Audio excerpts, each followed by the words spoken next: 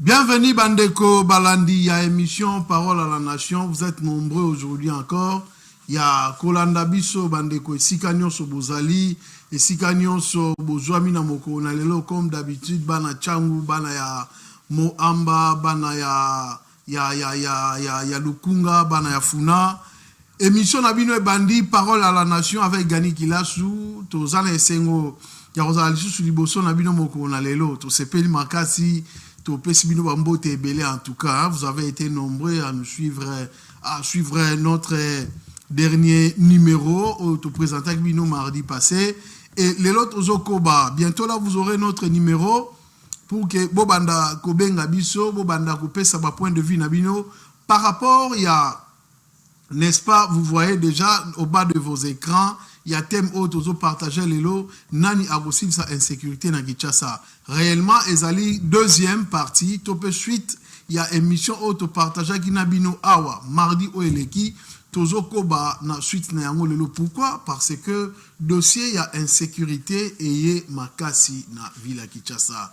Insécurité commis tellement makasi na ville Kinshasa et que les gens bazo en tout cas pour dire vrai bakinois bakinoise bazo kokalisu souté Kino a commis limité dans la heure de circulation et pourtant transport est pas si bazo se retrouver kozonganda kuba minuit kozonganda na ba heure vraiment tardive mais kozonganda kwana azokuta na ba réalité ya lolenge na lolenge. La ville de Kinshasa n'est pas sécurisée. La ville de Kinshasa est dans la difficulté belé à sécurité lelo. Yango toye kolobele yango awa totuni motuna nani akosi sa insécurité na Kinshasa. Bah même fait tozo vivre lelo, on en a connu, n'est-ce pas, na régime elekaki, régime asikeye, koulou nezo silate, insécurité zo silate, tumabe bazo silate na ville Kinshasa, butu pe moi, crime zo salama en plein jour. Bakri mezo salama na 4-4 ya butu, bakri mezo salama partout, à tout moment. Donc, même dans centre-ville, insécurité. Koti, on ne sait pas, tozo solo la lelo, on ne sait pas qu'est-ce que tokoki ko sala. Bandeko bozo landa biso, boza ko apprêter ba téléphone na bino, boza ko apprêter ba méga, maramutu tout et tout pour que lelo, to solo la tout nenge to message ko solo en famille. Cela veut dire que Okobenga biso, cela veut dire que on contribuer na émission à l'élo Parole à la Nation. O ezolanda mabisika nyonso. Bandeko bazolanda biso na Europe bazali, to pesi bino bambote belé, tozomona kuna Bodrikanda, nazomona bandeko boza belé Yannick Pokoti. Toza ensemble tozo sur la lelo. Oza parti, oza na France, oza na Bruxelles, oza na partout na niveau Europe, na États-Unis, bandeko bolanda biso. Merci na ba contribution na bino Merci à chaque fois vous nous appelez, nous partageons quoi. Vous méritez quand même aussi vos noms ici. De best vous mi masalanga de best na niveau il y a États-Unis. Merci beaucoup de votre contribution na yo. Nous allons en parler. Na ebi magambo zotine de l'Arabie Saoudite selon vraiment avec l'État. Toko partager en longo na ba kinoa pe balanda ba congolais balanda bande ko bozana ngambu ya Angola master langai ndeko langai Wandanda Christian Wandanda Ndunga Moussissa, joyeux anniversaire à toi d'ailleurs en passant. Naina souhaité joyeux anniversaire Wandanda Ndunga Moussissa et siko zali bambote ebele to pesi bambote na batu nyonso bozolanda biso. Lelo tozolobela thème ya wana ezana se numéro ya téléphone ya wana pe bimi oyo bozotanga ezana se wana okobenga biso okoyebisa biso point de vue na yo na thématique na biso alelo nani agosisa insécurité na ville ya Kinshasa oyo. Ndeko est-ce que yozo tambula tango yo tambula na Kinshasa za la kimia. Tango yo bimaka okeba course na yo ozongi na ndako na butu est-ce que ozala na kimia. Imaginez au kangam na embouteillage na 12e parce que mikolo embouteillage et bandaka à partir de 11e rue wana et que 16e rue toti ba 17e rue.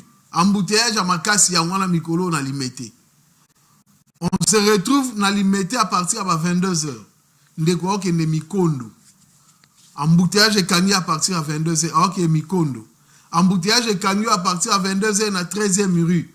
ok nantele ozozonga maluku oute bakop oute centre-ville. Est-ce que vous allez na kimia tango zongara? Est-ce que vous allez na kimia tango okangam na embouteillage on vous a mis tout na ngana okende bibwa 22h et betelinga bientôt 23h. L'état na kitara na kota ngana kitana ifo bank wana na kota na ndenge ya kati. Est-ce que vous allez na kimia? To so la ngo lelo benga biso boza belé bozo landa biso. Téléphone na biso eza ouvert. Téléphone na biso eza ouvert. Niveau ya insécurité oyo bandeko ça dérange ba inquiétude de commis makasi alors makasi. Alors makasi. Na éviter qu'est-ce que vous en pensez? Yebisa biso d'après yo nani agoki ko mettre fin na insécurité oya Kinshasa parce que ba kondi otoza na bango on dirait bazo sunga le chef de l'État te son excellence président Félix Antoine Tshisekedi Tshilombo. On dirait bato bazo autour na ye bazo sunga ete bato bazo autour na ye bazo pesa le beau côté. Toyebi combien le président de la République azo sala azo bunda pour que kimia ekota na mboka kimia ekota na Kinshasa, mais on dirait bato ya pesi confiance pour que balandela makambu ya insécurité oyo bazo sunga mokonzi mboka te. Dites-nous maintenant yo ozo landa biso nani akosunga mokonzi mboka? Balobi que le peuple se prenne en charge. To miso en charge. So to se en charge biso moko. Comment on va faire pour que to silisa insécurité oyo? Yo moni yango ndenge nini? Pesa biso nanu ba point de vue na yo. Pesa biso contribution na ezani na émission alelo. Oza mwana mboka. Makambo est concerné yo. Qu'est-ce que tu en penses? Olobaka nini? Olobaka nini? Ande kolanga olobaka nini? Tango se retrouver na embouteillage kuna na poids lourd 22h beteli opobo leka babenga yango nini na bifurcation wana ya poids lourd wana kota bon marché baramoto 22h beteli na baramoto yo okende bibwa oke musika. Dis-moi tu vas faire comment pour que okoma o sala ndenge nini o se retrouver ndenge nini mutema ezo pela moto ebiki na kwa wana ba petio na bala wana bazela rabiso. Ça devient très compliqué pour te dire que makambo ezo concerné yo. Makambo ezo concerné yo. Alors to ko bana koloba to te kolekisa n'est-ce pas? Mikolo eti koleka awa to mardi passé to sola likamwa makam dossier oyo esalamaki précisément na Tchangu bolanda ki biso awa. Na kimbatseke tolobela ki ongo largement nande koto ya mbai awa cordon de liste tangu na pese bambote sika azali tolobela likambu ya kimbatseke largement to banda ki makambu ya njili mais to kobaki na yango te to kobaki na makambu ya njili te. Alors to a besoin na yo o contribuer o pesa biso n'est-ce pas point de vue na yo na makambo to solola awa lelo point de vue na yo dossier ya njili lelo tozo pusana na dossier ya njili tolingi tokota na dossier ya njili na pesi mbote na ndeko na ngai grand frère ami Lule Kitoko ozolanda biso en direct ya Facebook bande musubola na biso na Facebook na Gani Kilasu na Facebook bambote bele bozolanda biso de partout.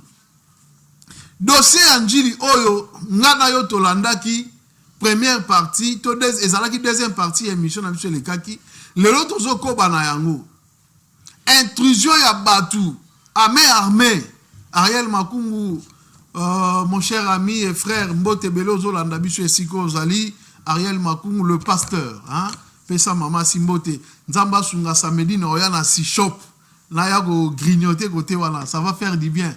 Merci beaucoup Esika Ozali. Nous parlions ici de Njili intrusion ya ba homme armé ba kotaki na église ememe na Njili boyebi makambo wana ndenge salamaki et na kati ya église wana na concession wana hôpital peza wana centre de santé ya munene eza wana eza na maternité na kati ba malade bazalaka wana et ko sala ke tangu ba criminel ba kotaki ba mama moko azalaki na hôpital to tika kolobela likambo ote mama wana azalaki menacé et na menace wana pendant que et ça là qui est traumatisme s'il faut le dire, et ça là qui est traumatisme moi na abimi na pression wana kobima moi na abimi na voix basse moi na wana sécurité ala été moi na koya panzana mutu un bébé maman o asali 9 mois ya komema bébé na libumu na ye bébé wana botami aussitôt né aussitôt azokufa. Pourquoi? Parce qu'il y a eu des criminels oyo basa qui intrusion en maternité si ka maman o aya kobota et moi na kufi batu baye ba continue à l'église une quarantaine de gens, quarantaine de personnes. Monsieur bazaki na teni ya la police. Monsieur baye wana donc tout le monde azalaki armé des hommes à main armée. Ba armes blanches, ba armes à feu, ba ye ba sali intrusion n'est-ce pas na kati ya hôpital wana Anjili. Et là wana tikaki batu kimiate ba jeune ya Anjili ba se mobilisaki. Vous avez suivi tout la image d'ici là pour que tous la masolo. Les jeunes d'Anjili se sont mobilisés. Balobi, nous allons mettre fin à la criminalité d'Anjili. Nous allons mettre fin à l'insécurité d'Anjili. Ba jeune ba bimina balabala ba sali marche pacifique s'il vous plaît. Et na katia marche wana bazalaki fusillé s'il faut le dire, soit balaki dispersé par la force nationale, la police nationale congolaise. Bande konanga, est-ce sérieux? Est-ce sérieux? Comment batu babimi pour la sécurité na bango, na ba commune na bango, na ba quartier na bango, vous allez suivre les images de Jézoleka, na quartier na bango, bande ko bango yo anozo tala ba image, ba olanda biso en direct na BC, bazo mona ba image, bande ko babimi na balabala batambola. Mais la police a dispersé bango. Maintenant, dites-nous un peu. Tokobima la balabala pour réclamer quoi au juste? Botika la population abima la balabala ka soka eko kumi sabino. Botika la population abima la balabala kaka. Ce qui est comme un moment où bino fobo zo ba intérêt na bino, c'est alors que la population a retamboula en paix dans le riz de Kinshasa.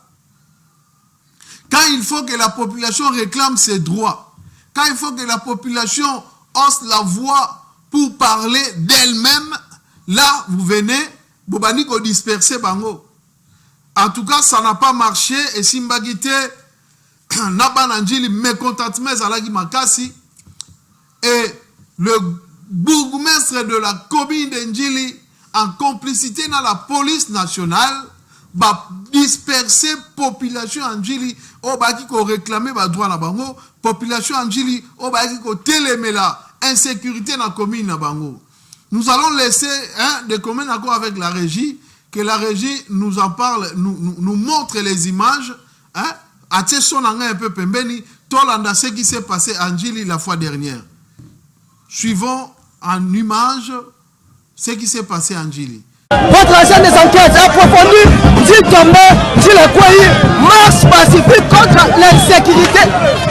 Babani ko bata bagaz, babani ko bata bagaz, babani ko bata bagaz, babani ko bata masasi. Batu masako marché, bata masasi. Pour ni ba ko bata masasi. Pour ni ba ko bata masasi. Bani ko ba ko marché, bani na marché ticket.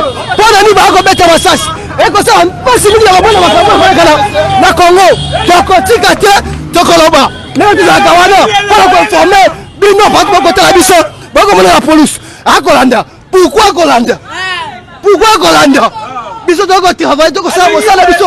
On c'est un journalisme. Pourquoi pas criminel? Pourquoi pas criminel? C'est la marche pour la nuit. On n'est pas criminel. La marche, on va faire la crime où t'as.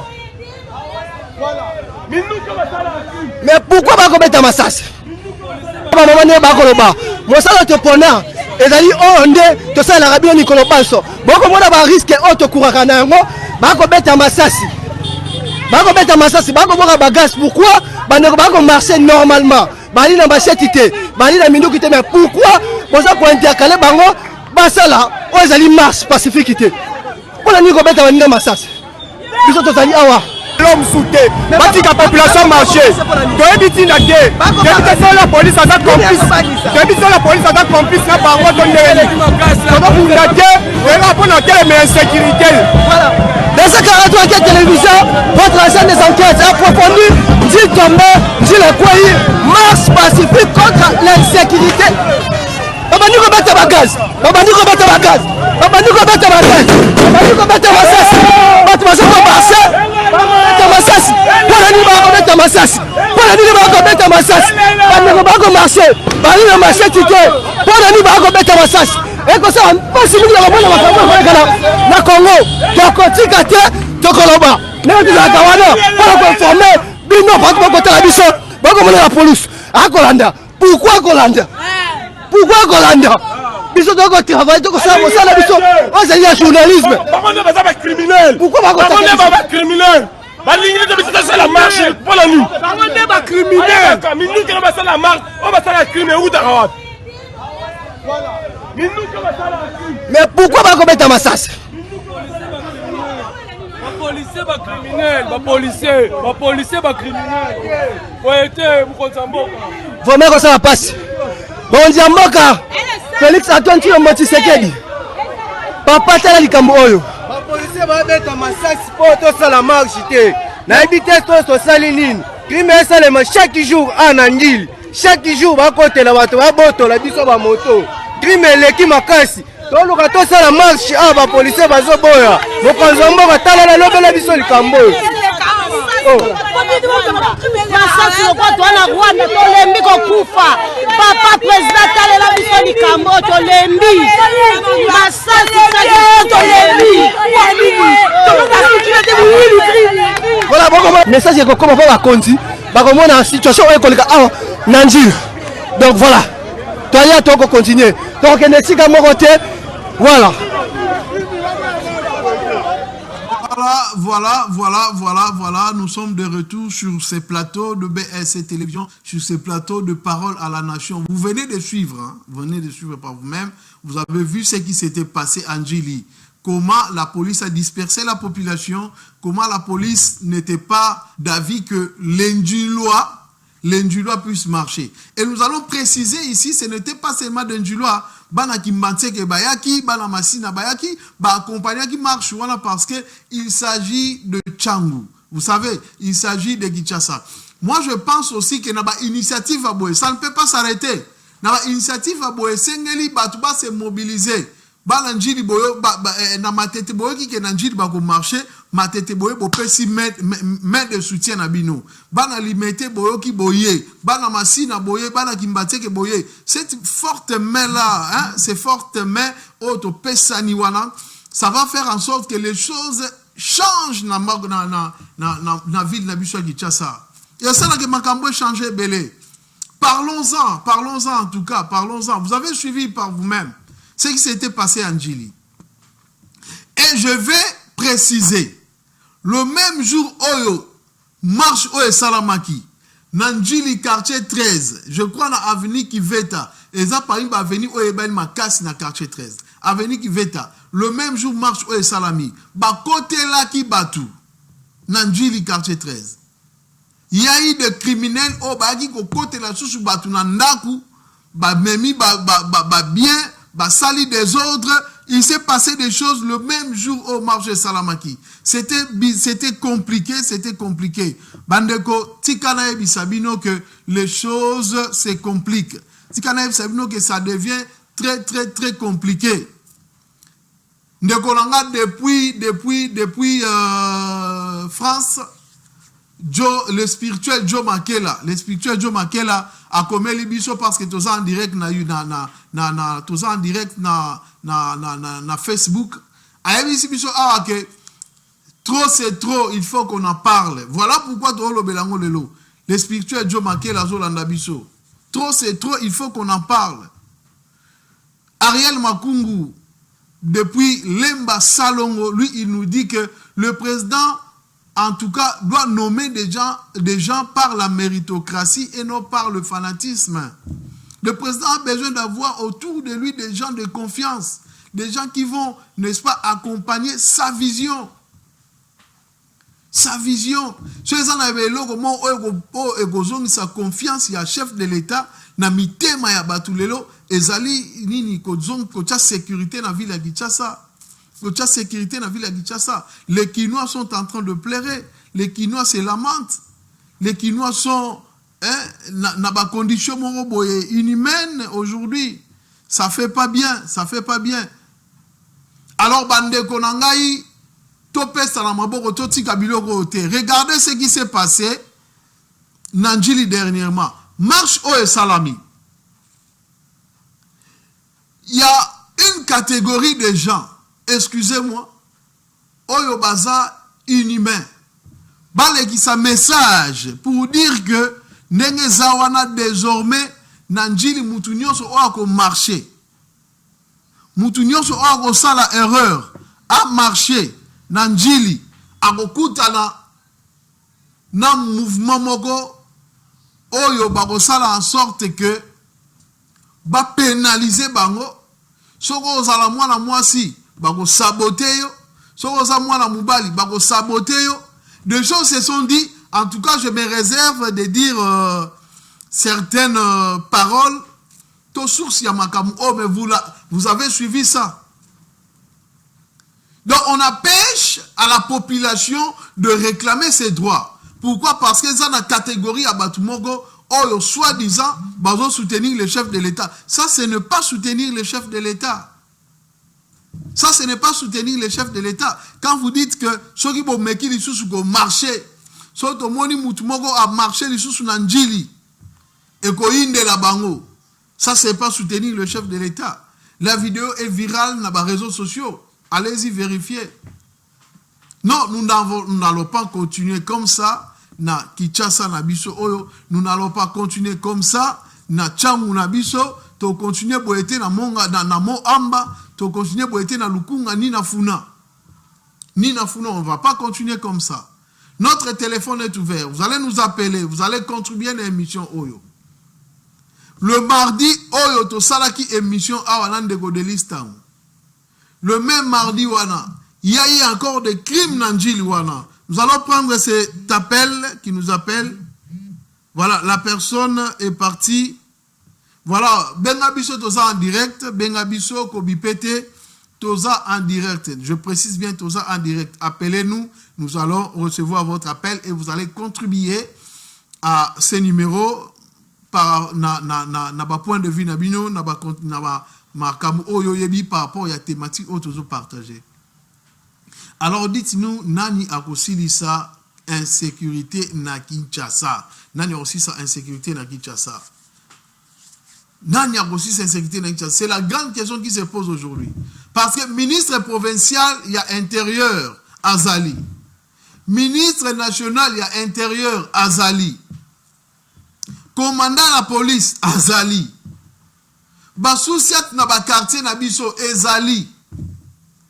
Maintenant, qu'est-ce qui nous manque aujourd'hui pour que la paix revienne, n'est-ce pas, na Kinshasa? Qu'est-ce qui nous manque?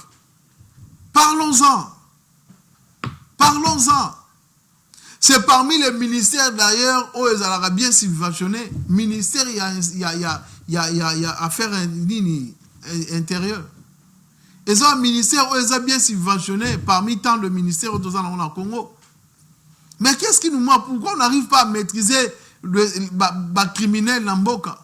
Pourquoi on n'arrive pas à maîtriser ces gens au bazo s'aimer discours, bazo s'aimer insécurité dans la ville de Kinshasa? Qu'est-ce qui nous manque? C'est la grande question que l'on se pose aujourd'hui. Qu'est-ce qui nous manque? Voilà où nous sommes arrivés aujourd'hui dans Kinshasa. Voilà où nous sommes arrivés aujourd'hui. Papa Nabiso Landabiso, depuis, je crois, Londres, depuis Suisse. Hein? Richman Massamba, Papa Napechombo Tebele, merci beaucoup de nous suivre. C'est ça nous donner de la force. Merci beaucoup. Voilà, donc nous parlons de ça ici. L'insécurité au régné lelo, Moutumogo Aza est parlé dans Azate. Peuple congolais, peuple quinois. Ceux qui nous prenons cet appel.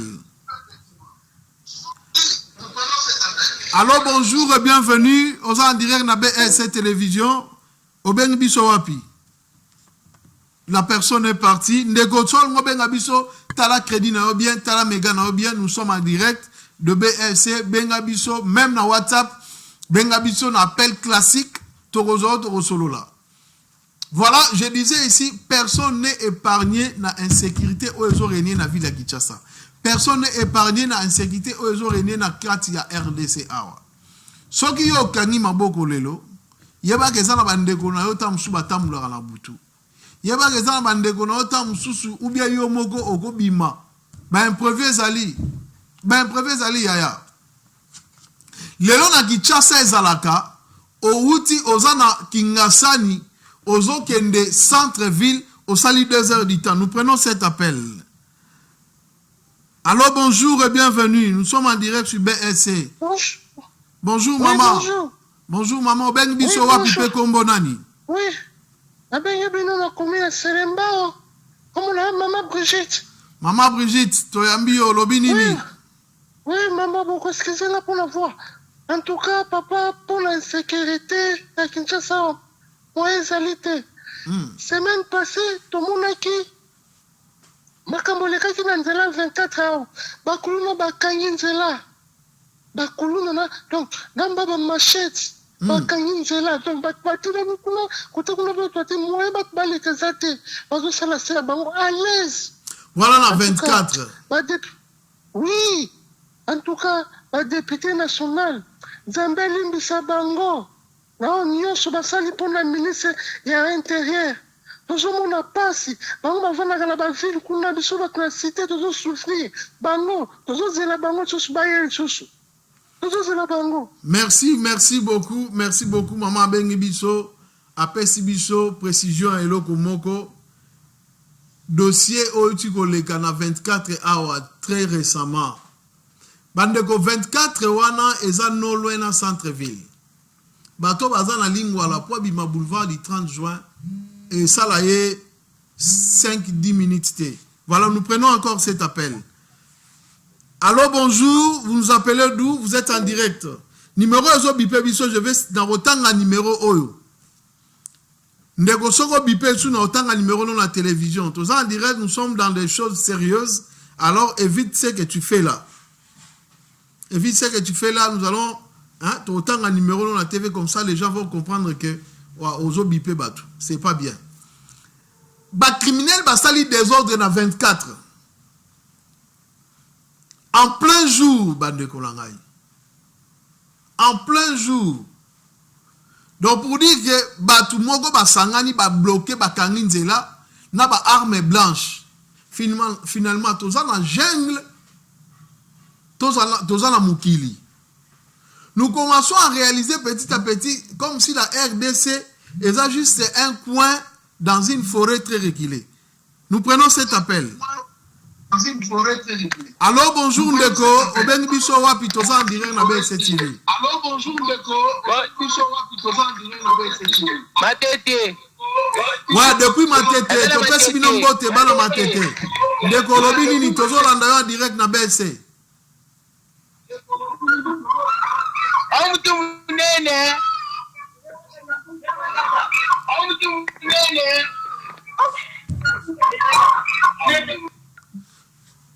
Tolandi Ndeko Bienté, qu'est-ce qu'il est en train de dire? Toyo qui est Bienté avec Nibiso en direct de Matete. Bala Matete, Topesi Binombo te, en tout cas, so bolanda biso contribuer na appel na émission au Benga Biso Toyo Kayo. Nous prenons un autre appel. Alors bonjour et bienvenue papa Ndeko Ben Bisowa Pipe Kombo Nani.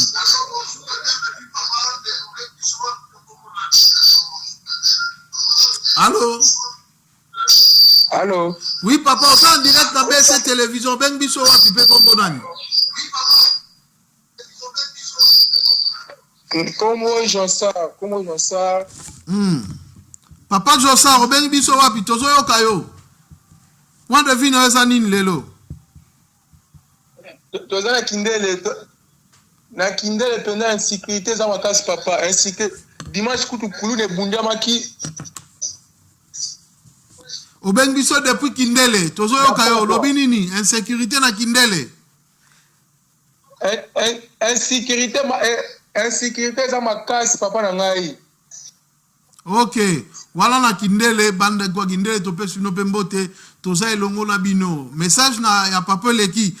Olobi nini osuki ka wana insécurité la police ezate bazo sa intervention zo zalate. La police ba sa yelo côté. La police ba ye ba kangane ba innocent mais ba passer ba kangba kili ba kangi ba moté. Merci beaucoup ndeko na ngai. Nous allons prendre un autre appel. Merci beaucoup. Allô, allô, bonjour et bienvenue. Maman Obeng Bisowa Pikombo Nani. Allô? Oui, allô, bonjour, papa Obeng Bisowa Pikombo Nani.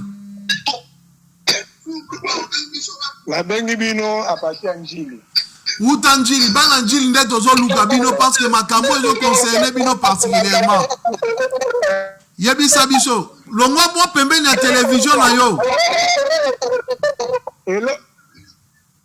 Hello, la loba, insécurité za makasi. Ba bureau nyonso la police et comme nango ba parking ya ba moto, bazo ba ko sécuriser population ti. Donc ba yé ba ko ka la place ba parking ya ba moto ezali.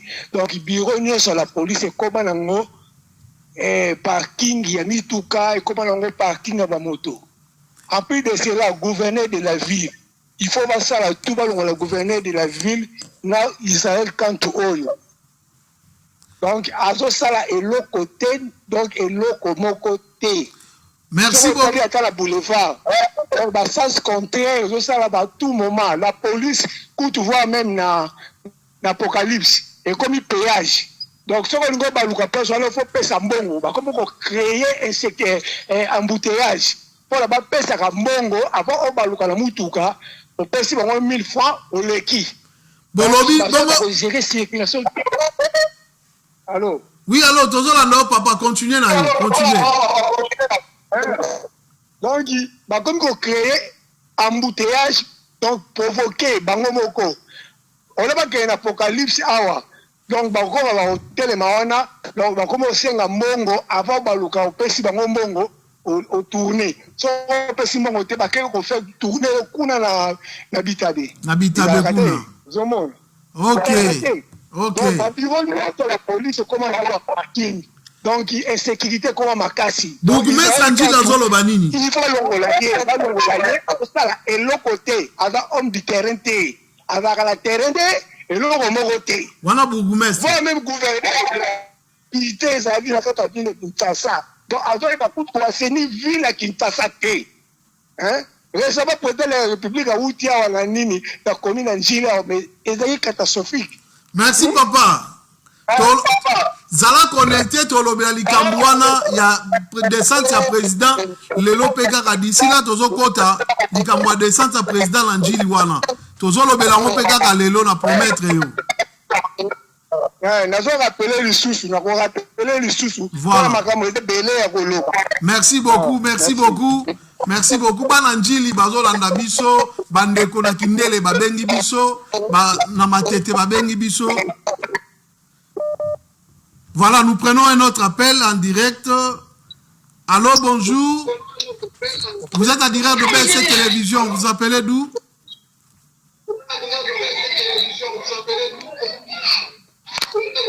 Allô. Oui, allô, Ndeko. Mbote na yo, bengi biso wapi.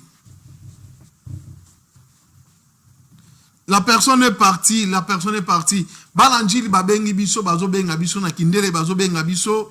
Kichasa mobimbezo benga biso bandeko bozolanda benga awa message ekende lobela quartier na yo lobela commune na yo afin que bakonzi bayeba malembe message na biso ezokoma na mato ya mokonzi ya mboka o azozala dribble na entourage na ye bourgmestre ya Njili 0 sur 10 bana na yo mutu bazobenga bazoloba awa bourgmestre ya Njili ozosala eloko te. Tomona ki oju wana sima mokonzi ya mboka yo wana ozolanda ozosala eloko te bourgmestre ya Njili batu bazo réclamer kozali mutu ya terrain te ville ya Kinshasa ba commune ya Kinshasa ezana besoin ya batu ya terrain Njili ezala na réputation nango moko boye mais réputation ya Njili lelo ebebi Voilà, nous allons prendre cet appel. La personne est partie. Rudi les alaka na réputation nango moko, mais réputation ana lelo ezali sous-souté. Lelo ezali sous-souté. Tous on a besoin de bateau, bateau travailler pour que tu maintenir cap au ville de Kinshasa ezala nango très longtemps. Insécurité oye na ville de Kinshasa ezo boma baner bande konangai, ezo boma baner. Hein? Bande konanjili ba auto vivre ba scène wana ezalaki catastrophique nanjili bande ko ba marché ba la police na bourgmestre ba yokani ba pandi batu parce qu'il faut qu'on se le dise ba pandi batu ba bazui tenter ya ko sala marche na bango elo bozo bosana ke bino ba policier bozo bengana ba boza pe na ba famille na bino pe ba bimaka ba famille na bino pe ba bimaka dites-nous nani ya ko si insécurité lelo parce que njili oyo tozomona njili oyo toyebi changu oyo toyebi wana changu oyo etelemaka pour ke bunda pona mboka oyo soki lelo na mboka na biso na Congo awawa toza oyo tozali changu asala pe makambu changu abunda pona mboka oyo lelo c'est que changu ezo vivre lelo c'est inconcevable changu ezo mériter azwa ba sécurité changu ezo mériter azala na sécurité oyo esengeli changu ezo mériter makambu na ezala respecter changu esengeli hein. Bandekoto comprendre un peu là où nous sommes arrivés aujourd'hui. C'est comme si Tolobela déjà dans numéro tikoleka Tolobela ki yango awa. Et logo photo betela yango CT. Et logo oh il faut betela yango CT. Ba souciat. Ba maison communale lelo bandeko nanga et comment nango ba parking ya mituka na ba moto à 3 pneus. Na ba moto ba 2 pneus aussi. Ba parking ya ba souciat na biso tout ça nango. Donc ba policier ba comment na bango ko préféré. Ba lalisa to ba kengela na bango ba mituka wana, ba kengela na bango ba moto pourquoi parce que le matin ba koya ko pesa bango moi quelque chose que ba bima na butu pour que ba sécuriser population. Ils ne font pas ça. Et là, il faut que betele yango CT, il faut que betele yango CT. Ba souciat wana, ba maison communale, bisika nyonso ba bureau à l'été zali, eza bisika oyo ba ko zala transformer na ba parking te. Et ko zala transformer na ba parking te lelo. Ezo fragiliser musala ya la police. Ezo fragiliser musala ya la police. La police a zo ko suko sa musala na ndenge sengelite.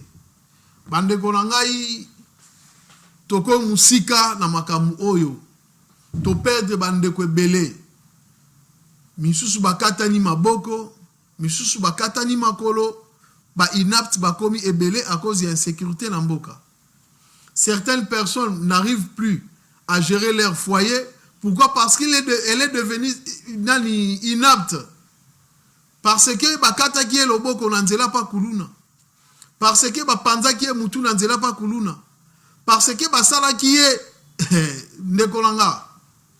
Totelema tozala ensemble toloba liloba moko. Toloba liloba moko. Le chef de l'État Félix Antoine Tshisekedi doit réagir. Doit réagir. S'il faut changer Batou, changer Batou. S'il faut changer 15 gouverneurs, na quinquennat na yo, changer papa. C'est parce que vous avez Kimia na mboka. C'est parce que vous avez Kimia na capitale. N'oubliez pas que Kinshasa est la capitale ya mboka munele loko la République démocratique du Congo. N'oubliez pas cela. N'oubliez pas cela. En tout cas, bande konanga, à la lieu où vont les choses, tu risques de connaître le problème est belé. Merci beaucoup au Bozo Landabiso, Bozo Bengabiso. Nous allons prendre maintenant la deuxième phase. Parce que nous avons déjà. Vous allez nous appeler par rapport à ce que nous allons suivre pendant ne fût-ce que 1 minute. Sur que c'est belé. Et moi, je vais vous dire des choses ici. Réagir. Nous avons de l'information à communiquer.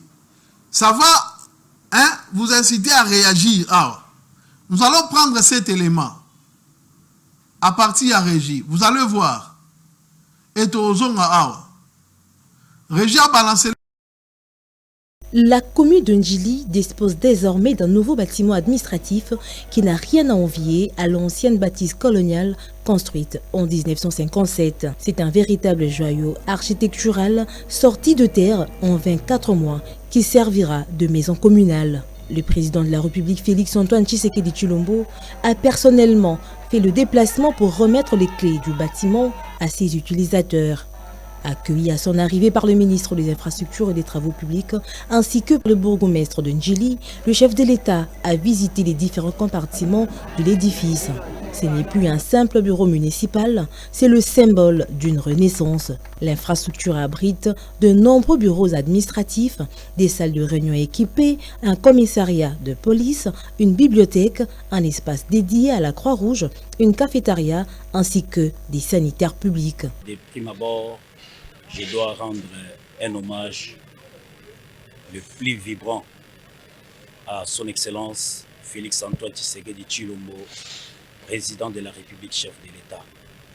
Il a fallu qu'il arrive à la tête de notre pays pour que la commune d'Ndjili, une commune pilote du district de Tchang, qui avait perdu tout son sens d'existence pendant des décennies, mais grâce à son Excellence Félix-Antoine Tshisekedi Tshilombo, président de la République, que la commune d'Ndjili a bénéficié des infrastructures de base ici dans la commune d'Ndjili.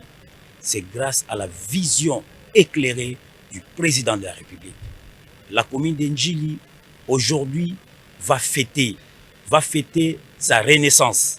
Le district de la Tchangou est en pleine transformation. En plus de la maison communale, plusieurs artères autrefois impraticables sont complètement réhabilitées à l'instar du boulevard Maître Croquet. Plus de 4 km de voiries modernisées permettent de désenclaver la commune de Ndjili et sa voisine Kimbanteke. Au-delà des grands axes, ces infrastructures de proximité redonnent vie à des quartiers jadis abandonnés. Autre promesse présidentielle devenue réalité, la mythique place Sainte-Thérèse. Profitant de sa présence dans la municipalité, le chef de l'État y a effectué une visite d'inspection. Les travaux de ce complexe omnisport sont dans leur phase finale et il sera inauguré dans le prochain jour. Ces lieux historiques de rassemblement s'est métamorphosé en un vaste centre sportif moderne et un espace de loisirs qui profitera à toute la jeunesse de la Tchangou. Cette mutation urbaine est le fruit d'investissement global de près de 15 millions de dollars américains financés par la Banque mondiale à travers le projet Kin Elenda et porté par la vision du président de la République, Félix-Antoine Tshisekedi Tshilombo. La commune de Ndjili dispose désormais d'un nouveau bâtiment administratif qui n'a rien à envier à l'ancienne bâtisse coloniale construite en 1957. C'est un véritable joyau architectural sorti de terre en 24 mois qui servira de maison communale. Le président de la République, Félix-Antoine Tshisekedi Tshilombo, a personnellement fait le déplacement pour remettre les clés du bâtiment à ses utilisateurs. Accueilli à son arrivée par le ministre des Infrastructures et des Travaux publics, ainsi que le bourgmestre de Ndjili, le chef de l'État a visité les différents compartiments de l'édifice. Ce n'est plus un simple bureau municipal, c'est le symbole d'une renaissance. L'infrastructure abrite de nombreux bureaux administratifs, des salles de réunion équipées, un commissariat de police, une bibliothèque, un espace dédié à la Croix-Rouge, une cafétéria, ainsi que des sanitaires publics. De prime abord, je dois rendre un hommage le plus... Voilà, des retours sur ces plateaux, de parole à la nation. Bandeko, image au Bauti Kolanda et Salamaki Mokolo ya samedi. Samedi dernier, le 23 mai. Chef de l'État a visité le chantier. Ake Nazando, Atali Évolution à Msala, il s'est passé ce qui s'est passé là-bas. Chef de l'État Silika qui par rapport à Bamzela, Moussoussou, à mon qui a la bienté. Kolongwanaya, Longwa ki Zando, chef de l'État a Ndjili. Ndjili peut pas chanter au Salema. En tout cas, Longoni à la Mokonza Mboka. na initiative oyo ya kolandela ba chantier ya biso na changu kuna misala ndenge ezosalama misala ezosalama ebele longoni ebele projet oyo ya Kinelenda. Chef de l'État aye ko visiter nouvelle maison communale d'Enjili esika batongi bâtiment ya kitoko nde bomona wana bâtiment ya kitoko na Njili wana na simana ye kolongwa wana ake na place Sainte-Thérèse bana changu bana Kinshasa bayebi place Sainte-Thérèse ndenge ezalaka etandi ya munene 4 différents terrains ya football terrain moko ya basketball ezalaki wana mais lelo misala esalami bameki un peu ko moderniser place wana. Chef de l'État qui est visiter atali nzela oeke itina maître croquet kuna na Kimbantseke. Chef de l'État visita ki ba chantier wana nyonso. Eloko moko ekamusi biso oyo kotinda bino bobenga biso lelo. Na butu ya vendredi potokota samedi bandeko. Njili ezala esu na nzela te o bati banzela batika ki ezala ba pratiquer pona okota quand même njili. Entrée wana ya quartier 1 entrée ya kala ya kimbuta te so uti matetozo ya entrée wana ya quartier 1 quartier 8 butu basali banzela wana butu babongisi babisika nyonso mamabulu ezalaki bakundi bamabulu butu bandeko na ngai. Question ezali bazokosa nani population to bazokosa chef de l'État? C'est ça la grande question. Bazokosa population to bazokosa chef de l'État?